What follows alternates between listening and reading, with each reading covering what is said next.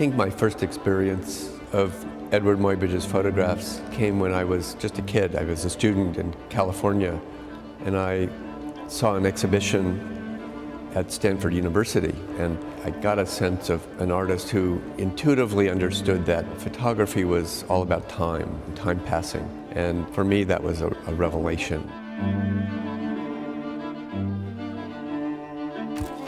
Muybridge's life story is worthy of a Hollywood film. Muybridge is born in Kingston, just outside of London. He left at the age of 21 and came to America.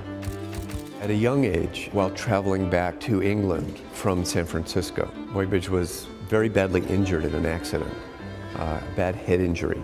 And he returned to England in 1860 to recover from the injury. And it's during that time, between 1860 and 1866, Muybridge learned photography.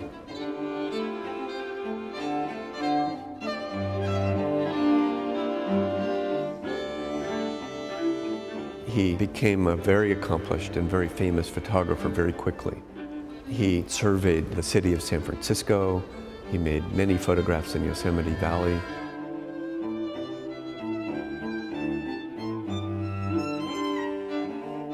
In 1872, Muybridge met Leland Stanford, one of the great robber barons of his time. Stanford was one of the presidents of the Central Pacific Railroad, which connected the country in 1869. And Stanford's hobby was racing horses. He wanted to learn how it is that a horse runs. And so Leland Stanford commissioned Edward Muybridge to prove with his camera that a horse would run with all four of his hoofs off the ground at the same time. And Muybridge succeeded in doing that. The technology was very difficult to do. One couldn't really stop time with a camera then, and yet Muybridge developed new technologies to do that.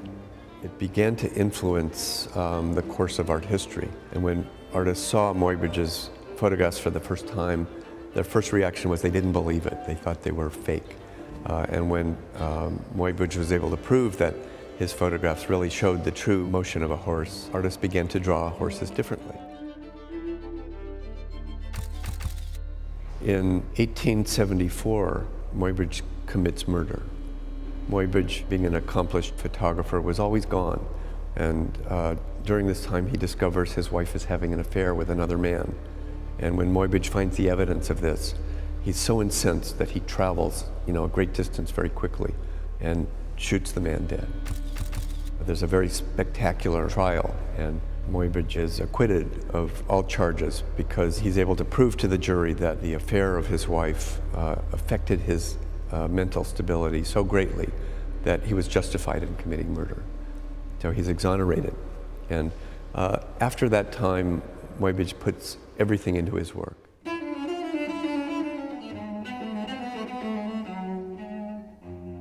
He travels to Central America, makes very dramatic, almost elegiac photographs about history and time passing. And it's almost as if he believes that by looking deeply into the past that he can, in some ways recover from the trauma of the present.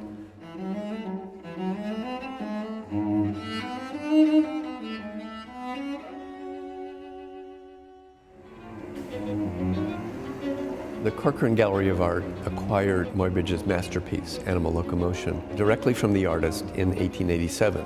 And so the museum is very wrapped up in Muybridge's legacy.